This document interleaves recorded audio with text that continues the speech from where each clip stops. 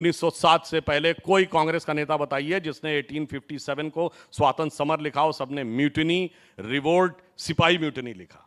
और जिस वर्ष में सावरकर जी को 2 जन्मों के कारावास की सजा हुई, वो वर्ष कौन सा था? 1910।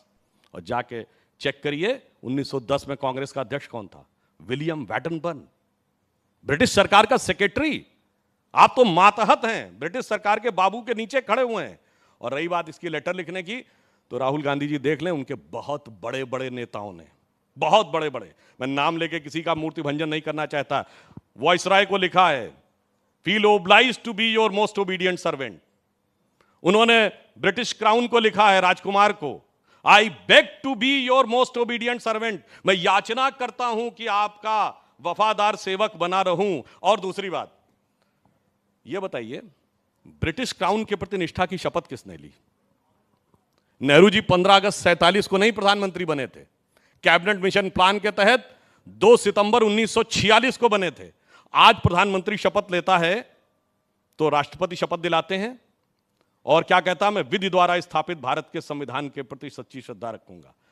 2 सितंबर 1946 को नेहरू जी ने किसके प्रति निष्ठा की शपथ ली थी? जब माउंटबेटन ने उनको शपथ दिलाई थी, ब्रिटिश क्राउन के प्रति निष्ठा की शपथ ली। यूनियन जैक झंडा था, तिरंगा लेकिन नहीं जैसा था। जैसा सुमेरा भी जानने की कोशिश कर रही थी कि ये सिलसिला आखिर कहां जाकर रुकेगा, क्योंकि आप लोग कहते हैं कि भाई पंडित जवाहरलाल नेहरू की मंशा को पूरा करने के लिए इतिहास को अलग तरीके से लिखा गया। बार बार होता है इसका जिक्र कि बाएं हाथ से लिखा गया इतिहास, यानी वामपंथी इतिहासकारों ने कुछ अलग ही इतिहास पढ़ा दिया हमारी एक पूरी की पूरी जनरेशन को। तो क्या इतिहास को, हिस्ट्री को रीराइट करने की तैयारी है? देखिए, एक तो होता है हिस्ट्री को बदल दिया गया, एक होता है टोटल झूठा इतिहास पढ़ा दिया गया। टोटल। इसलिए हम ये कहना चाहते हैं, बताइए, वो स्वतंत्र वीर सावरकर जिनको अंडमान की जेल में रखा गया, कोल्हू में बैल की जगह पेड़ दिया गया, वो तो स्वतंत्रता की लड़ाई नहीं लड़ रहे थे। जिनके लिए अंग्रेजों ने कहा इसको नहीं छोड़ना है, ये बहुत बड़ा खतरा है, और जो जेल में रह रहे थे, जलवाए जलाल से रह रहे थे, खाने पीने की सुविधा थी, इतना ही नहीं, किताब लिखने के लिए सेक्रेटरी भी था और वॉलीबॉल खेलने की भी सुविधाएं थीं। जिनके लिए अकबर इलाहाबादी ने लिखा था, कौम के गम में खाते हैं डिनर हुक्काम के साथ, रंज लीडर को है बहुत मगर आराम के साथ, और जिनके वाइसराय के परिवार के साथ अत्यंत मधुर संबंध थे। 1948 में शिमला में छुट्टी मनाने गए थे, आफ्टर इंडिपेंडेंस छुट्टी मनाने शिमला में, वो लड़ाई लड़ रहे थे, और जो संघर्ष कर रहे थे वो लड़ाई नहीं लड़ रहे थे। इस पर तो मुझे वही लाइन ध्यान आती है, वो जब आज क्रेडिट लेने की कोशिश करते हैं कि भाई कि नौरंग ये सियासते दौरा तो देखिए कि मंजिल मिली उन्हीं को जो शरीके सफर न थे। तो फिर अब सही इतिहास कैसे पढ़ाया जाएगा? क्योंकि ये तो जो अभी तक पढ़ाया गया बिल्कुल गलत पढ़ाया गया। देखिए, मैं सिर्फ एक कोट करता हूं। वीएस नायपॉल बहुत बड़े विचारक हुए हैं, राइटर हुए हैं, जिनको नोबेल पुरस्कार मिला 2003 में। उन्होंने एक किताब लिखी, इंडिया ए वुंडेड सिविलाइजेशन। उन्होंने कहा भारत दुनिया का इकलौता देश है जहां अपने लिखे इतिहास को प्रामाणिक नहीं मानता है, विदेशियों के लिखे इतिहास को प्रामाणिक मानता है। और कहता है उससे भी बुरा यह है जो विदेशियों में भी उन विदेशियों के लिखे इतिहास को प्रामाणिक नहीं मानता जो इसके दुश्मन नहीं रहे, जो इसके दुश्मन रहे, जिन्होंने इस पे हुकूमत की, उन्हीं के लिखे इतिहास को प्रामाणिक मानता है। ऐसा विचित्र देश हमने कहीं नहीं देखा होगा। उन्होंने उदाहरण दिया कि दुनिया में कहीं लड़ाई होती है 2 राजाओं में, तो एक ही को महान माना जाता है और दूसरे को नहीं, चाहे कोई जीते हारे। उसने कहा यहां जनता महाराणा प्रताप को महान मानती है और किताबों में अकबर महान है। जनता छत्रपति शिवाजी को महान मानती है, किताबों में औरंगजेब महान है। उसने कहा ऐसा विचित्र इतिहास लिखने वाला दुनिया में कोई और दूसरा देश नहीं है। इसलिए उन्होंने लिखा था वुंडेड सिविलाइजेशन है। इसलिए हमें समझने की जरूरत है, और वो जो इतिहास के अनादिकाल से आज तक बची हुई एकमात्र सभ्यता है भारत, उसके साथ ये स्थिति हुई। नहीं, लेकिन आज़ादी की लड़ाई में हमारे जो नायक हैं उनका जो भी योगदान रहा, उन्होंने अपने अपने हिसाब से योगदान दिया, अपने अपने वक्त की परिस्थितियों के हिसाब से अपना योगदान दिया। लेकिन आज आपसी राजनीति के चलते हो ये रहा है कि वीर सावरकर को मानने वाले, उनमें आस्था रखने वाले, पंडित नेहरू में आस्था रखने वाले, उनके योगदान को बहुत बड़ा मानने वाले, एक तरह का बंटवारा हमें नजर आ रहा है। बीजेपी और कांग्रेस की आपसी सियासत में, महापुरुषों में, यह बंटवारा क्यों? देखिए, यह बंटवारा पहले नहीं था। जब तक आप समझदारी के साथ राजनीति कर रहे थे। मैं उदाहरण देना चाहता हूं, 26 मई 1920 को यंग इंडिया में महात्मा गांधी ने पूरा एक आर्टिकल लिखा जिसका शीर्षक है सावरकर ब्रदर्स जी। और उसमें उन्होंने लिखा कि बहुत आश्चर्य की बात है कि इतने महीने गुजर जाने के बाद भी क्षमादान सबको मिल गया है परंतु इनको नहीं दिया जा रहा है। इनमें से एक, ये गांधी जी के वर्ड हैं, विनायक सावरकर से मैं लंदन में मिला, मेरी नजर में वो बुद्धिमान, बहादुर, चतुर और देशभक्त हैं। ये गांधी ने लिखा है, बहादुर, चतुर और देशभक्त हैं। और आगे उन्होंने क्या लिखा, ब्रिटिश साम्राज्य की बुराइयों को उन्होंने मुझसे कहीं पहले समझ लिया था। मगर ये गांधी को तो समझ में आया, राहुल गांधी को नहीं समझ में आया, तो इसके लिए हम क्या कर सकते हैं? सुधांशु जी, जो यंग इंडिया में गांधी जी ने लिखा वो सावरकर जी के भाई ने उन्हें चिट्ठी लिखी, फिर उसके बाद उन्होंने उनका पक्ष लिया। लेकिन इसके बाद आगे भी बढ़ते हैं, हमारे पीछे भी हम तस्वीर देख रहे हैं, हम गुजरात की धरती पर मौजूद हैं। अभी आपने कहा कि जब आप ये कोशिश करते हैं कि आप महापुरुषों को अपना लें, जो कांग्रेस पार्टी अभी कर रही है शिवाजी को अपनाने के साथ, वही वो आरोप आप पर लगाते हैं कि आप सरदार पटेल को अपनाने के और अपने बनाने की कोशिश करते हैं। तो ये भी कि महापुरुष ये मेरे हैं, ये तुम्हारे हैं, ये जो तुम्हारे थे वो अब हमारे हैं, ये राजनीति कैसे? देखिए, मोदी जी ने सत्ता में आने के बाद सभी महापुरुषों को समान रूप से सम्मान दिया है। सरदार पटेल की सबसे बड़ी भव्य मूर्ति बनाई उन्होंने। गांधी जी का 150वां जो वर्ष था पूरे धूमधाम के साथ, पूरे सम्मान के साथ मनाया गया। गांधी जी की खादी की जो बिक्री थी वो बहुत ज़बरदस्त तरीके से बढ़ी। अरे हमने अनेक लोगों को वो दिया। अब ये बताइए, एससी ज़मीर और तरुण गोगोई हमारी पार्टी के थे, उनको भी सम्मान दिया है, सिविलियन अवार्ड्स दिए हैं। तो ईमानदारी के साथ हम सबका सम्मान करते हैं, परंतु समस्या तब आती है जब किसी दूसरे के मन में, अब सरदार साहब की बात करते हैं, सरदार साहब की मृत्यु हुई 1950 में, बताए कांग्रेस उसने, जब तक गुजरात बना 1960 में, तब तक एक योजना, एक संस्थान, एक कोई चीज जो सरदार साहब के नाम पे हो। चलिए दूसरी बात कहता हूं, 2014 या भारतीय जनता पार्टी के राइज 90 के दशक से पहले कांग्रेस के किसी अधिवेशन में बैकग्राउंड में सरदार साहब की फोटो दिखाइए, कहीं नहीं, जीरो। तब समस्या आती है। और यह भी बात कहना चाहता हूं, जब मैंने कहा ना कि सितंबर 46 में प्राइम मिनिस्टर बने थे, तो अगस्त 46 में कांग्रेस की बैठक होती है जिसमें सारी प्रदेश कमेटियों से नाम मांगे जाते हैं कि प्रधानमंत्री के लिए कौन होना चाहिए। एक वोट पट्टाभी सीतारमैया को, एक या दो वोट जेबी कृपलानी को, शेष सारे वोट सरदार पटेल को, सारे वोट सरदार पटेल को। And with due respect to him, Nehru ji को 0 वोट। अब 0 वोट पाके कोई प्रधानमंत्री बन जाए और सारे वोट पाके कोई किनारे रह जाए, उनको हक है बोलने, उसके बाद उसके नाम पर कुछ लिखा ना जाए। अच्छा, और ये मैं कोट भी कर रहा हूं, ऐसा नहीं, India from Curzon to Nehru and thereafter by Durgadas, सारा पढ़ लीजिए। ठीक है, आपकी पूरा उस मीटिंग का आपकी याददाश्त तो खैर गजब की है, ये तो हम सब मानते हैं। लेकिन इस बार मुझे लगता है राहुल गांधी एक लाइन आगे बढ़े हैं। ये माफी का जिक्र तो इससे पहले भी वो कई बार कर चुके हैं, लेकिन इस बार उन्होंने कहा कि भाई देखिए, गांधी, नेहरू, पटेल भी सालों तक जेल में रहे, लेकिन उन्होंने कभी माफीनामे की चिट्ठी पर साइन नहीं किया, और वीर सावरकर ने साइन करके गांधी, नेहरू, पटेल को धोखा दिया। एक लाइन वो और आगे बढ़ गए। मुझे लगता है थोड़ी उनको अपने पार्टी छोड़िए परिवार की जानकारी नहीं है। आपको पता है बगैर माफी मांगे किसी की सजा माफ हो गई हो?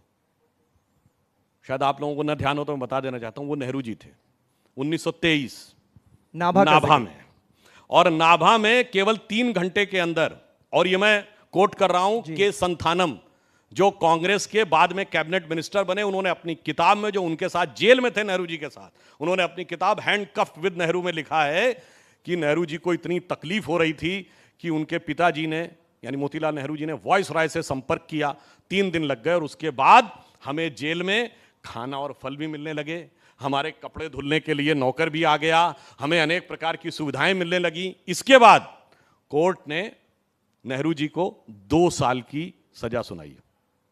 2 साल की सजा दोपहर में सुनाई गई, और इसका उल्लेख तो इनडायरेक्टली नेहरू जी ने भी किया है अपनी आत्मकथा में। के संथानम की किताब में तो बहुत क्लियर है, और ये अनेक उदाहरण हैं। ट्रैप्ड विद नाभा में दोपहर में हुई, और शाम होते होते ब्रिटिश गवर्नर ने अपनी स्पेशल पावर का यूज करते हुए सजा माफ कर दी। नहीं तो आप ये कहना चाह रहे हैं कि गांधी, नेहरू, पटेल के इतने अच्छे कनेक्शंस थे कि बिना माफीनामे के बिना माफीनामे के उनकी सजा माफ हो जाती मैंने थी। तो शपथ इसलिए की बात उन्हें की। चिट्ठी लिखने की नहीं, नहीं, जरूरत मैं तो ही ये नहीं बात पड़ी। कर, मैंने तो शपथ की बात कही है। अच्छा, शपथ किसने ली थी बताइए? 37 की प्रोविंशियल असेंबलीज में कांग्रेस के नेता किसके नाम की शपथ लेके सरकार में आए थे, और 46 में किसके नाम की शपथ ली थी जब अंग्रेजों का शासन था माउंटबेटन? और मनोहर लोहिया जी जैसे लोगों ने मना कर दिया था उस सरकार में आने से कि क्वीन के नाम की निष्ठा की शपथ नहीं लेंगे। और एक और इंटरेस्टिंग बात बता दूं, शायद बहुत से लोगों को नहीं पता हो, मजेदार, ये 2 सितंबर का दिन ही क्यों चुना गया था 1946 में अंतरिम सरकार बनाने के लिए? पता है? वो इसलिए चुना गया था कि जब नागासाकी हिरोशिमा पे बम गिरा है तो 15 अगस्त को सरेंडर डिक्लेयर किया है जापान ने। 2 सितंबर 1945 को जापान के एम्परर ने सरेंडर डॉक्यूमेंट पे साइन किया।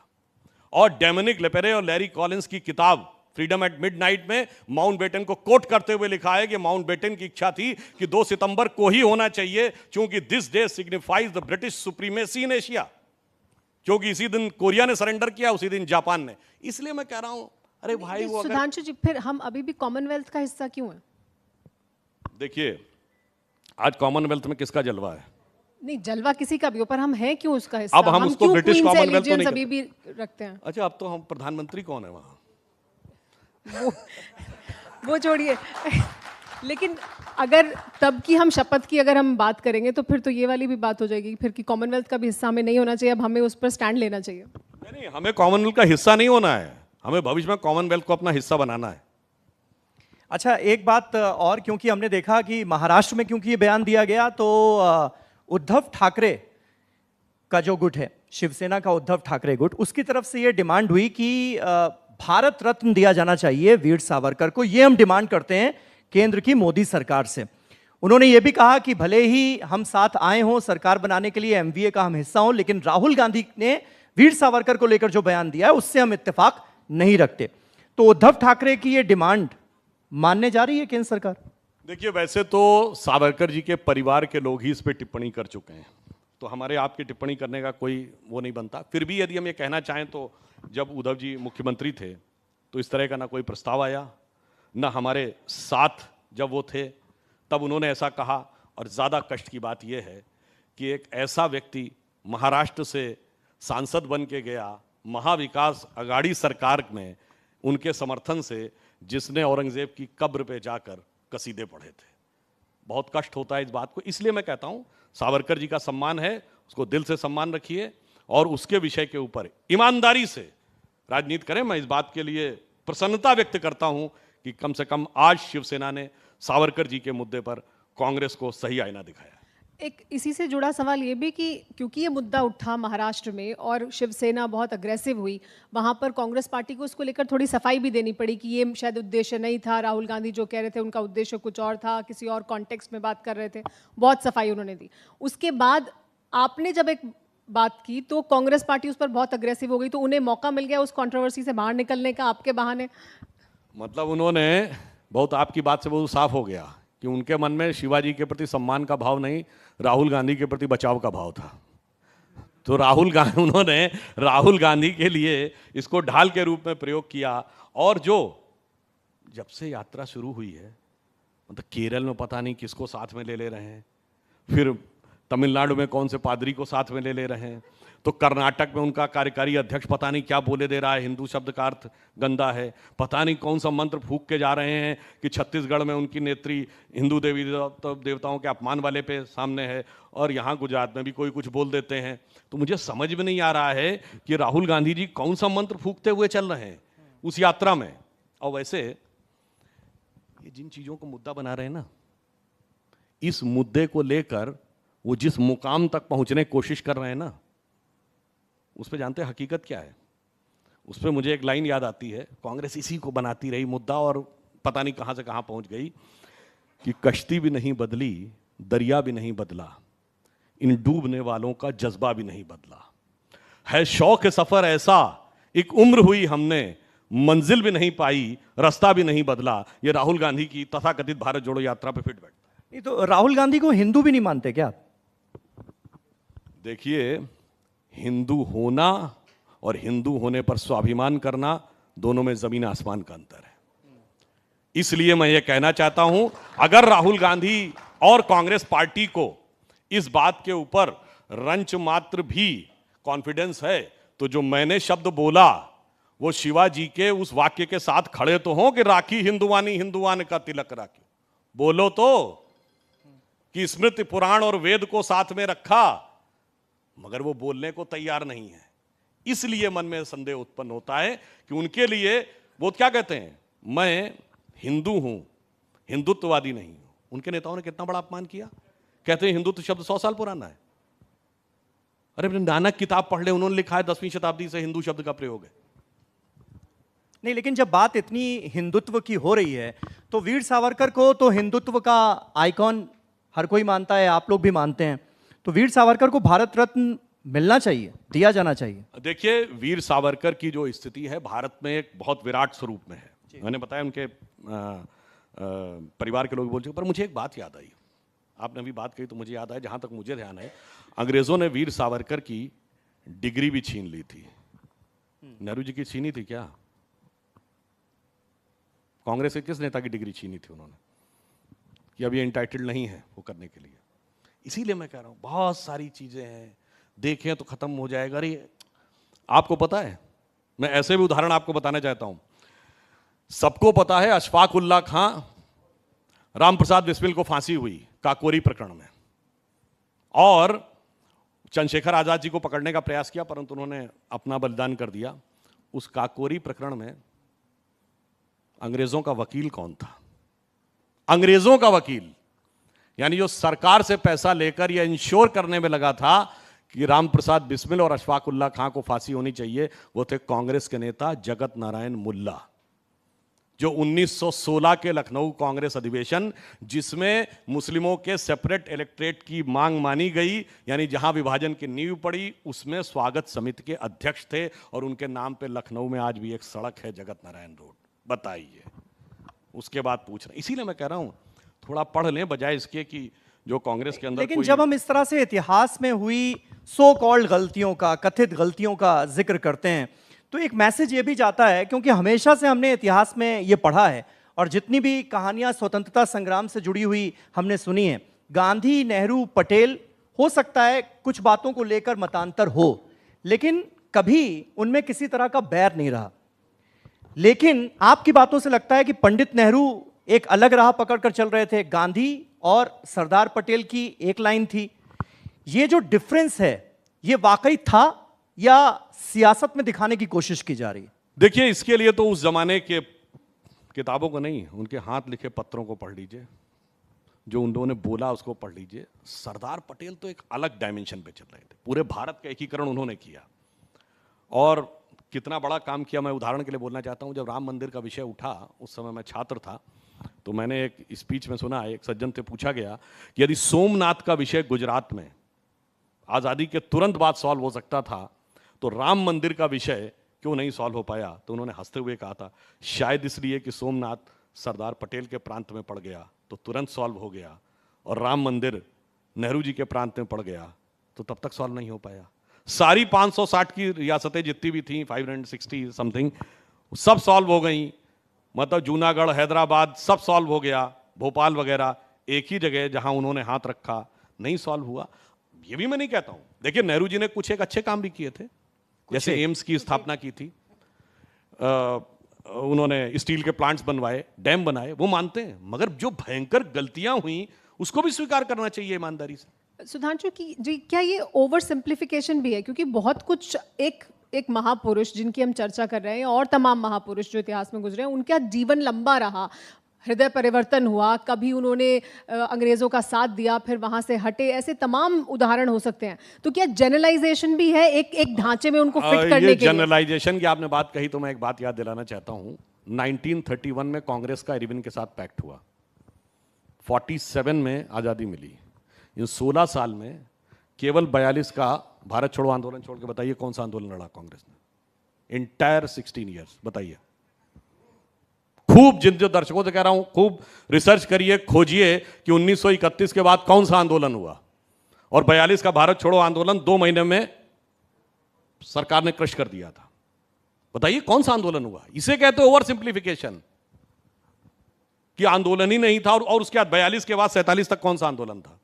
5 वर्ष। नहीं तो कांग्रेस पार्टी की अप्रोच, वो कांग्रेस पार्टी जिसने आज़ादी में अहम भूमिका निभाई, उसने आज़ादी में कोई अहम भूमिका नहीं निभाई। नहीं, देखिए, आज़ादी में 3 प्रकार के योगदान रहे। एक राजनीतिक आंदोलन जो गांधी जी के नेतृत्व में चल रहा था, जिसका कांग्रेस नेतृत्व कर रही थी, उसका भी योगदान है। एक क्रांतिकारी आंदोलन जिसमें सूर्य सेन, बाघा जतीन, शचींद्रनाथ सान्याल, भगत सिंह, राजगुरु, सुखदेव, चंद्रशेखर आजाद, रामप्रसाद बिस्मिल, वासुदेव बंदर फड़के, वीर सावरकर, मदन लाल ढींगरा, ऊधम सिंह, सबका योगदान था। बताइए, वायसराय हार्डिंग पे बम फेंका गया, वहां पर चटगांव में आर्मरी कैप्चर हो गई, काकोरी में खजाना कैप्चर हो गया, भगत सिंह जी ने असेंबली में बम फेंक दिया, कलकत्ता के कमिश्नर को, इनका कोई योगदान ही नहीं था।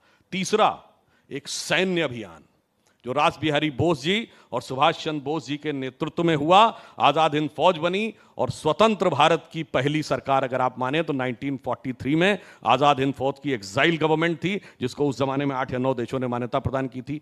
तीनों का योगदान है। बस हम यही तो कहना चाहते हैं, ईमानदारी से स्वीकार करिए। जब 75वीं वर्षगांठ हुई 2018 में, तो हम मोदी जी ने उसका पूरा यहां पर इंडिया गेट के ऊपर पूरा उसका स्वागत किया, जो सुभाष चंद्र बोस जी के नेतृत्व में हुई थी। इसलिए मैं कह रहा हूं, सबके योगदान को सराहिए।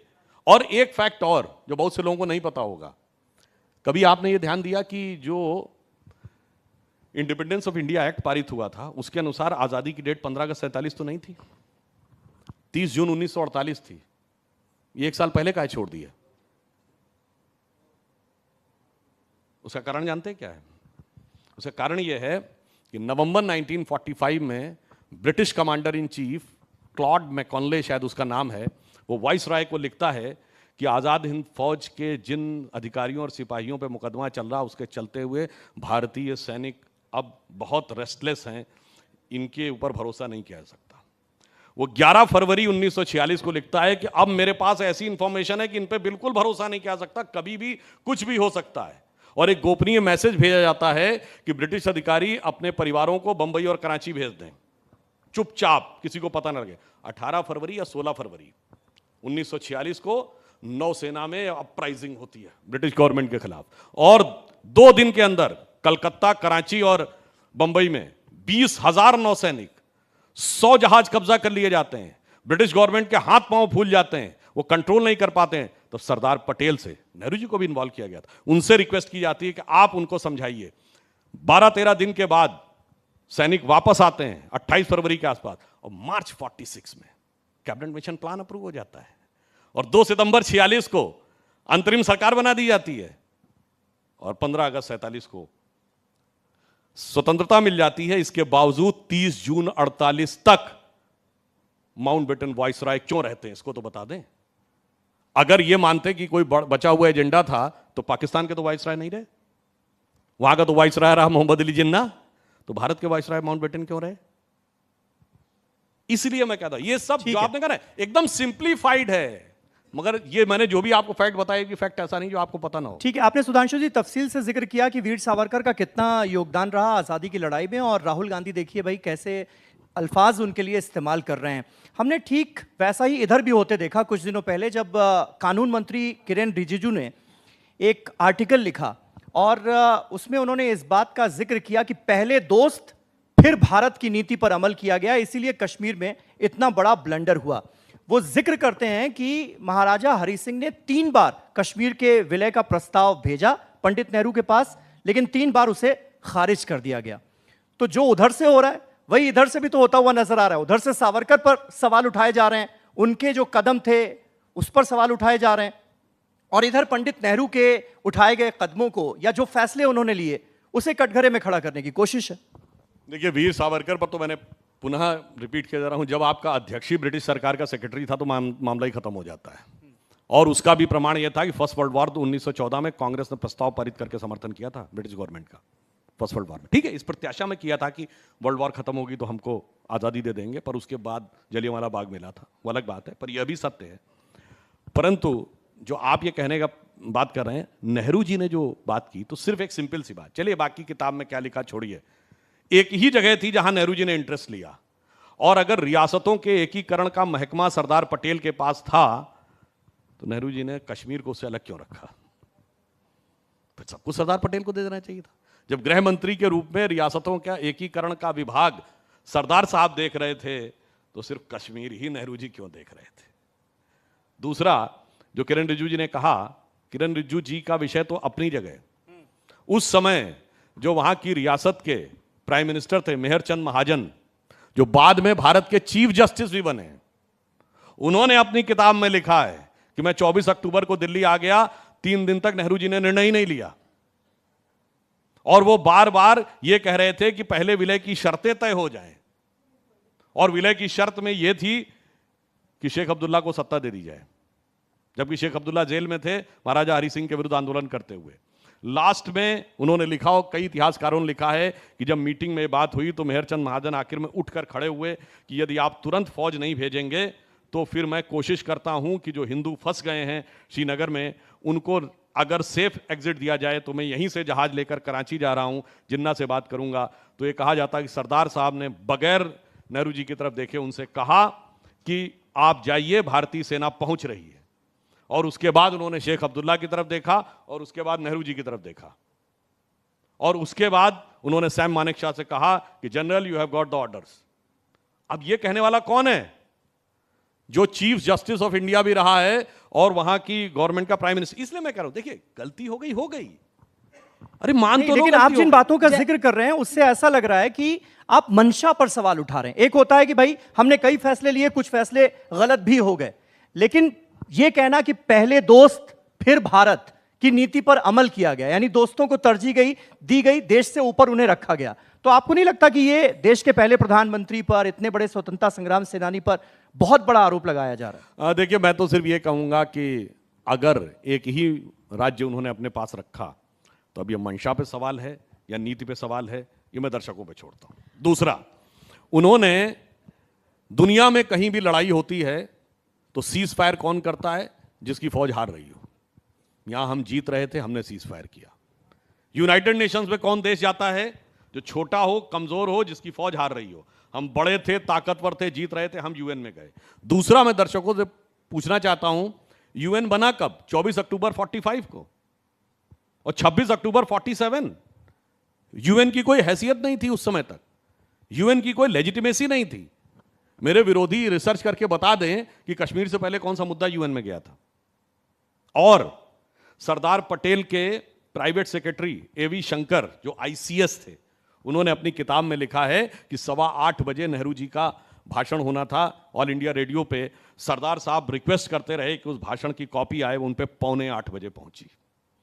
और जब उन्होंने देखा कि उसमें जनमत संग्रह, ये एवी शंकर ने लिखा है, सरदार पटेल के सेक्रेटरी जो आईसीएस थे, उन्होंने लिखा कि जब सरदार साहब ने देखा कि उसमें जनमत संग्रह का उल्लेख है, उन्होंने नेहरू जी को फोन मिलाया। तब तक वो अपना भाषण देने के लिए निकल चुके थे। तो उन्होंने कहा, एवी शंकर ने, कि उन्होंने मुझे आकाशवाणी के स्टूडियो भेजा कि जाओ और जाकर अगर हो सके तो नेहरू जी को रोको और उनसे कहो कि मैंने ये रिक्वेस्ट की है कि ये वाली लाइन हटा दें। पर एवी शंकर लिखते हैं, जब तक वो पहुंचे तब तक उनकी स्पीच शुरू हो गई थी।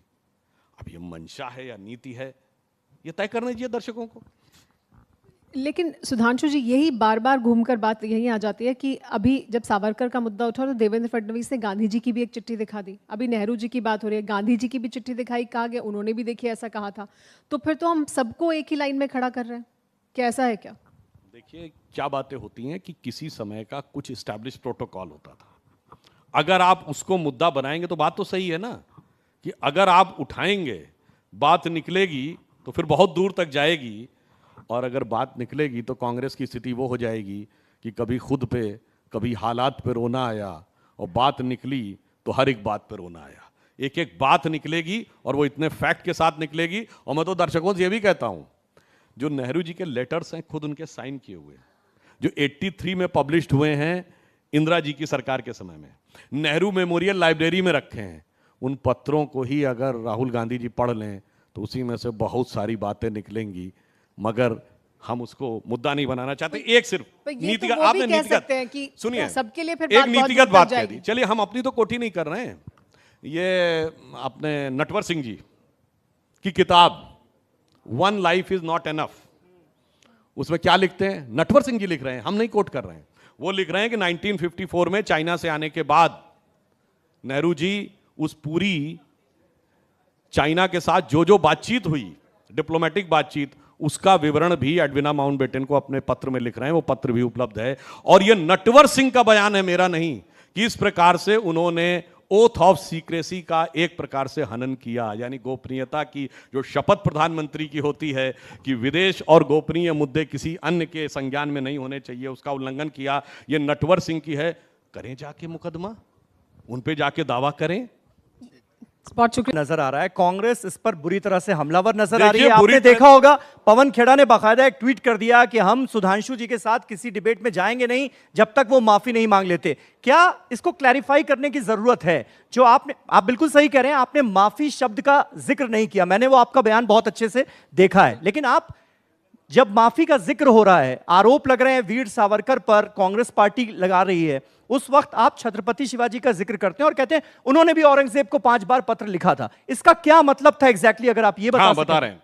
देखिए, छत्रपति शिवाजी के विषय में, अरे भाई मेरे पुराने वीडियो देख लीजिए, तो सपने में नहीं सोच सकता छत्रपति शिवाजी के बारे में। वो लोग आके बात करते हैं जिन्होंने अपनी किताबों में, आज जाइए नेट पे सर्च करिए, how many time Shivaji looted Surat, ये शब्द निकल के आता है वामपंथी इतिहासकारों के द्वारा।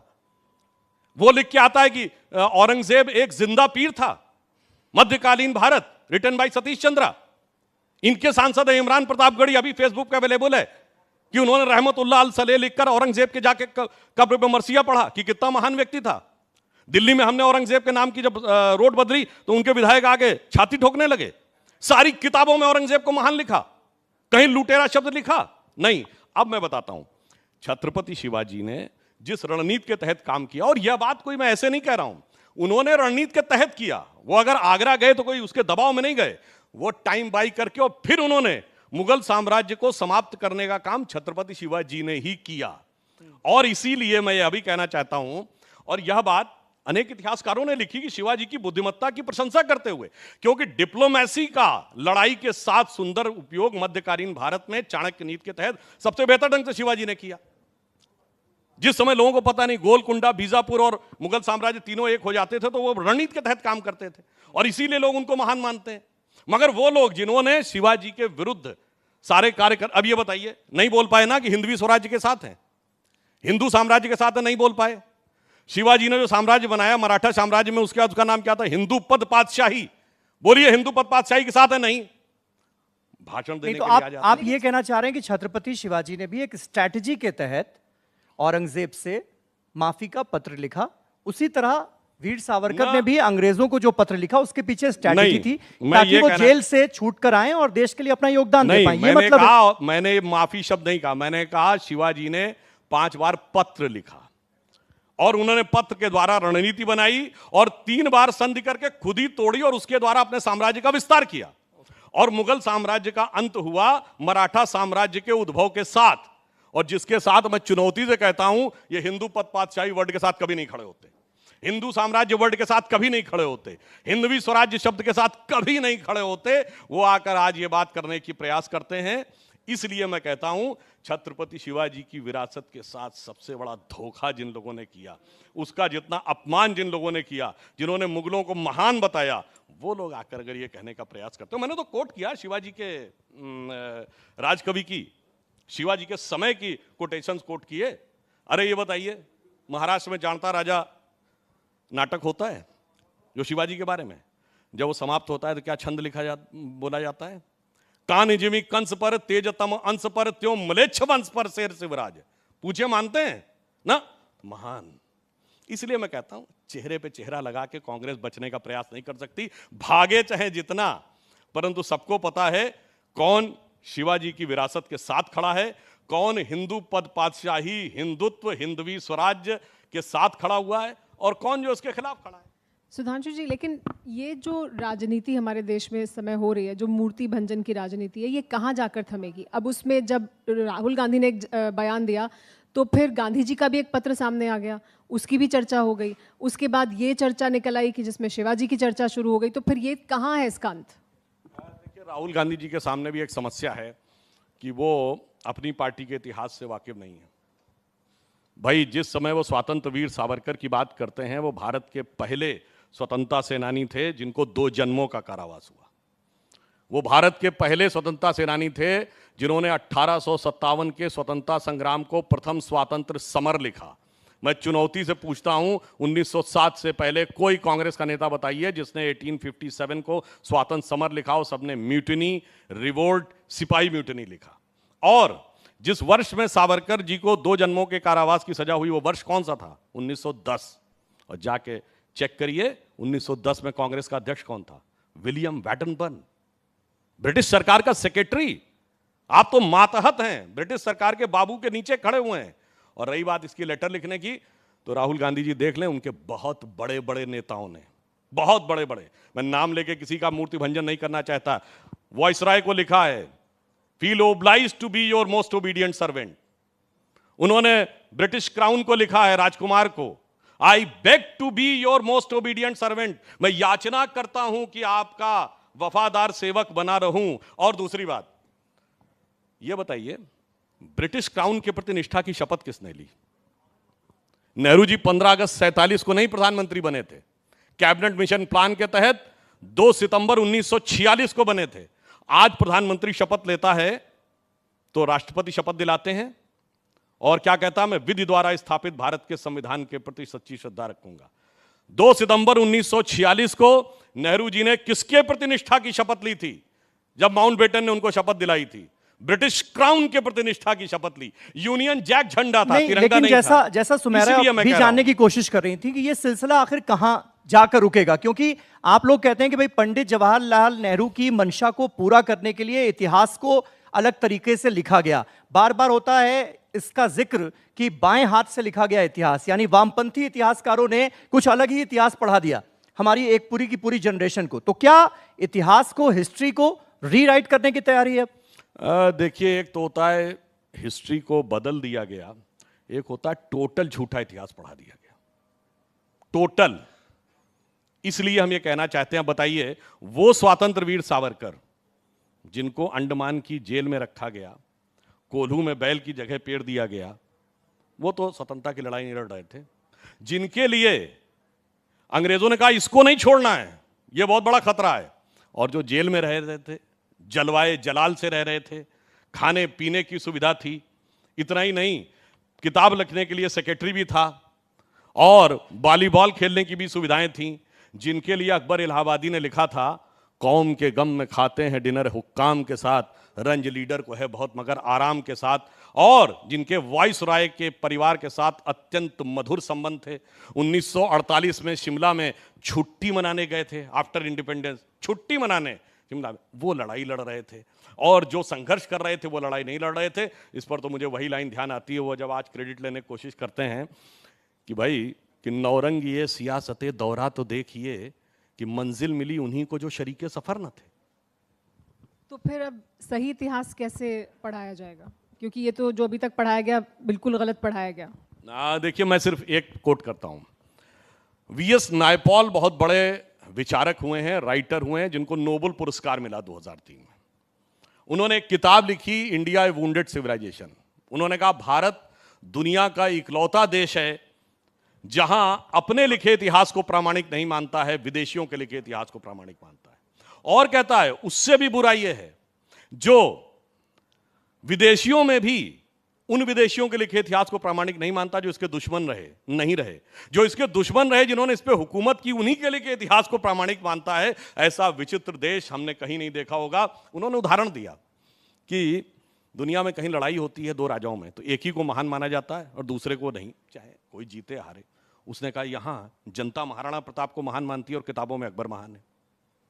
जनता छत्रपति शिवाजी को महान मानती है, किताबों में औरंगजेब महान है। उसने कहा ऐसा विचित्र इतिहास लिखने वाला दुनिया में कोई और दूसरा देश नहीं है। इसलिए उन्होंने लिखा था वुंडेड सिविलाइजेशन है। इसलिए हमें समझने की जरूरत है, और वो जो इतिहास के अनादिकाल से आज तक बची हुई एकमात्र सभ्यता है भारत, उसके साथ ये स्थिति हुई। नहीं, लेकिन आज़ादी की लड़ाई में हमारे जो नायक हैं उनका जो भी योगदान रहा, उन्होंने अपने अपने हिसाब से योगदान दिया, अपने अपने वक्त की परिस्थितियों के हिसाब से अपना योगदान दिया। लेकिन आज आपसी राजनीति के चलते हो ये रहा है कि वीर सावरकर को मानने वाले, उनमें आस्था रखने वाले, पंडित नेहरू में आस्था रखने वाले, उनके योगदान को बहुत बड़ा मानने वाले, एक तरह का बंटवारा हमें नजर आ रहा है बीजेपी और कांग्रेस की आपसी सियासत में, महापुरुषों में। यह बंटवारा क्यों? देखिए, ये बंटवारा पहले नहीं था जब तक आप समझदारी के साथ राजनीति कर रहे थे। मैं उदाहरण देना चाहता हूं। 26 मई 1920 को यंग इंडिया में महात्मा गांधी ने पूरा एक आर्टिकल लिखा जिसका शीर्षक है सावरकर ब्रदर्स जी। और उसमें उन्होंने लिखा कि बहुत आश्चर्य की बात है कि इतने महीने गुजर जाने के बाद भी क्षमादान सबको मिल गया है, परंतु इनको नहीं दिया जा रहा है। इनमें से एक, ये गांधी जी के वर्ड हैं, विनायक सावरकर से मैं लंदन में मिला, मेरी नजर में वो बुद्धिमान, बहादुर, चतुर और देशभक्त हैं। ये गांधी ने लिखा है, बहादुर, चतुर और देशभक्त हैं। और आगे उन्होंने क्या लिखा? ब्रिटिश साम्राज्य की बुराइयों को उन्होंने मुझसे कहीं पहले समझ लिया था, मगर ये गांधी को तो समझ में आया, राहुल गांधी को नहीं समझ में आया, तो इसके लिए हम क्या कर सकते हैं? सुधांशु जी, जो यंग इंडिया में गांधी जी ने लिखा, वो सावरकर जी के भाई ने उन्हें चिट्ठी लिखी, फिर उसके बाद उन्होंने उनका पक्ष लिया। लेकिन इसके बाद आगे भी बढ़ते हैं, हमारे पीछे भी हम तस्वीर देख रहे हैं, हम गुजरात की धरती पर मौजूद हैं। अभी आपने कहा कि जब आप ये कोशिश करते हैं कि आप महापुरुषों को अपना लें, जो कांग्रेस पार्टी अभी कर रही है शिवाजी को अपनाने के साथ, वही वो आरोप आप पर लगाते हैं कि आप सरदार पटेल को अपनाने के और अपने बनाने की कोशिश करते हैं। तो ये भी कि महापुरुष ये मेरे हैं, ये तुम्हारे हैं, ये जो तुम्हारे थे वो अब हमारे हैं, ये राजनीति कैसे? देखिए, मोदी जी ने सत्ता में आने के बाद सभी महापुरुषों को समान रूप से सम्मान दिया है। सरदार पटेल की सबसे बड़ी भव्य मूर्ति बनाई उन्होंने। गांधी जी का 150वां जो वर्ष था, पूरे धूमधाम के साथ, पूरे सम्मान के साथ मनाया गया। गांधी जी की खादी की जो बिक्री थी वो बहुत ज़बरदस्त तरीके से बढ़ी। अरे, हमने अनेक लोगों को वो दिया। अब ये बताइए, एससी ज़मीर और तरुण गोगोई हमारी पार्टी के थे, उनको भी सम्मान दिया है, सिविलियन अवार्ड्स दिए हैं। तो ईमानदारी के साथ हम सबका सम्मान करते हैं, परंतु समस्या तब आती है जब किसी दूसरे के मन में, अब सरदार साहब की बात करते हैं, सरदार साहब की मृत्यु हुई 1950 में, बताए कांग्रेस उसने, जब तक गुजरात बना 1960 में, तब तक एक योजना, एक संस्थान, एक कोई चीज जो सरदार साहब के नाम पे हो। चलिए दूसरी बात कहता हूं, 2014 या भारतीय जनता पार्टी के राइज 90 के दशक से पहले कांग्रेस के किसी अधिवेशन में बैकग्राउंड में सरदार साहब की फोटो दिखाई है? कहीं नहीं, जीरो। तब समस्या आती है। और यह भी बात कहना चाहता हूं, जब मैंने कहा ना कि सितंबर 46 में प्राइम मिनिस्टर बने थे, तो अगस्त 46 में कांग्रेस की बैठक होती है जिसमें सारी प्रदेश कमेटियों से नाम मांगे जाते हैं कि प्रधानमंत्री के लिए कौन होना चाहिए। एक वोट पट्टाभी सीतारमैया को, एक या दो वोट जेबी कृपलानी को, शेष सारे वोट सरदार पटेल को, सारे वोट सरदार पटेल को। And with due respect to him, Nehru ji को 0 वोट। अब 0 वोट पाके कोई प्रधानमंत्री बन जाए और सारे वोट पाके कोई किनारे रह जाए, उनको हक है बोलने, उसके बाद उसके नाम पर कुछ लिखा ना जाए। अच्छा, और ये मैं कोट भी कर रहा हूं, ऐसा नहीं, India from Curzon to Nehru and thereafter by Durgadas, सारा पढ़ लीजिए। ठीक है, आपकी पूरा उस मीटिंग का आपकी याददाश्त तो खैर गजब की है, ये तो हम सब मानते हैं। लेकिन इस बार मुझे लगता है राहुल गांधी एक लाइन आगे बढ़े हैं। ये माफी का जिक्र तो इससे पहले भी वो कई बार कर चुके हैं, लेकिन इस बार उन्होंने कहा कि भाई देखिए, गांधी, नेहरू, पटेल भी सालों तक जेल में रहे, लेकिन उन्होंने कभी माफीनामे की चिट्ठी पर साइन नहीं किया, और वीर सावरकर ने साइन करके गांधी, नेहरू, पटेल को धोखा दिया। एक लाइन वो और आगे बढ़ गए। मुझे लगता है थोड़ी उनको अपने पार्टी छोड़िए, परिवार की जानकारी नहीं है। आपको पता है बगैर माफी मांगे किसी की सजा माफ हो गई हो? शायद आप लोगों को न ध्यान हो तो मैं बता देना चाहता हूं, वो नेहरू जी थे 1923 नाभा में, और नाभा में केवल 3 घंटे के अंदर, और ये मैं कोट कर रहा हूं के संथानम, जो कांग्रेस के बाद में कैबिनेट मिनिस्टर बने, उन्होंने अपनी किताब में, जो उनके साथ जेल में थे नेहरू जी के साथ, उन्होंने अपनी किताब हैंडकफ्ड विद नेहरू में लिखा है कि नेहरू जी को इतनी तकलीफ हो रही थी कि उनके पिताजी ने, यानी मोतीलाल नेहरू जी ने, वॉइस रॉय से संपर्क किया। 3 दिन लग गए और उसके बाद हमें जेल में खाना और फल भी मिलने लगे, हमारे कपड़े धुलने के लिए नौकर भी आ गया, हमें अनेक प्रकार की सुविधाएं मिलने लगी। इसके बाद कोर्ट ने नेहरू जी को 2 साल की सजा सुनाई। 2 साल की सजा दोपहर में सुनाई गई, और इसका उल्लेख तो इनडायरेक्टली नेहरू जी ने भी किया है अपनी आत्मकथा में। के संथानम की किताब में तो बहुत क्लियर है, और ये अनेक उदाहरण हैं। ट्रैप्ड विद नाभा में दोपहर में हुई, और शाम होते होते ब्रिटिश गवर्नर ने अपनी स्पेशल पावर का यूज करते हुए सजा माफ कर दी। नहीं तो आप ये कहना चाह रहे हैं कि गांधी नेहरू पटेल के इतने अच्छे कनेक्शंस थे कि नेहरू जी बिना माफीनामे के उनकी सजा माफ हो जाती मैंने थी, तो शपथ इसलिए की उन्हें बात चिट्ठी कही। लिखने की नहीं, जरूरत मैं ही तो ये नहीं बात पड़ी। कर मैंने तो शपथ की बात कही है। अच्छा, शपथ किसने ली थी बताइए। 37 की प्रोविंशियल असेंबलीज में कांग्रेस के नेता किसके नाम की शपथ लेकर सरकार में आए थे, और 46 में किसके नाम की शपथ ली थी जब अंग्रेजों का शासन था माउंटबेटन। और मनोहर लोहिया जी जैसे लोगों ने मना कर दिया था उस सरकार में आने से कि क्वीन के नाम की निष्ठा की शपथ नहीं लेंगे।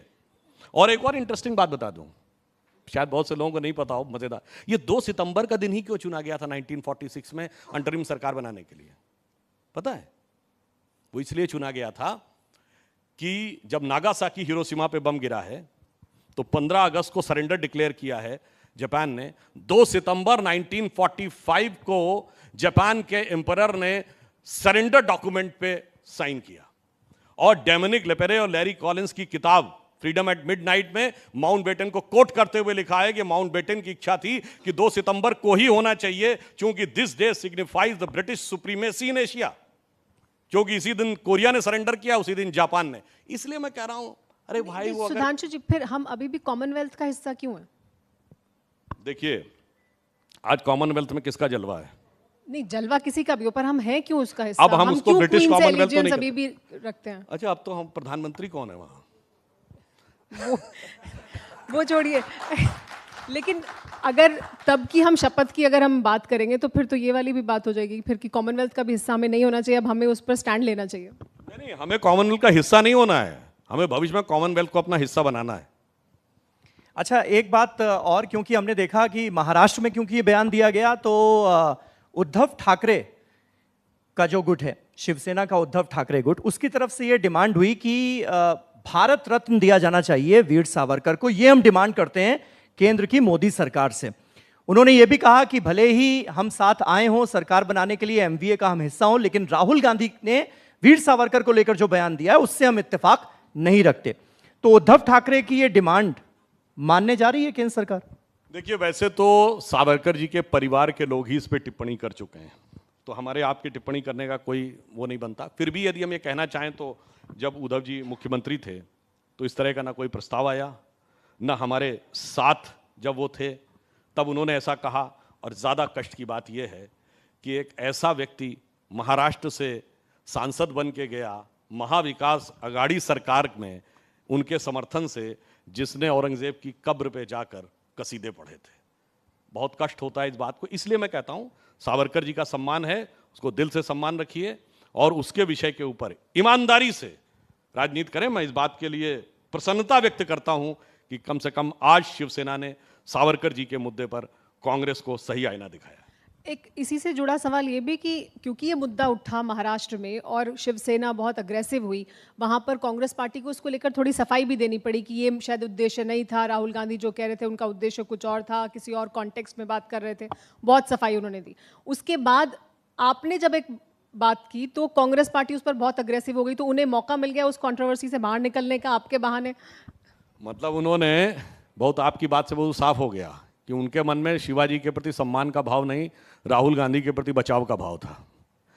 तो उन्होंने राहुल गांधी के लिए इसको ढाल के रूप में प्रयोग किया।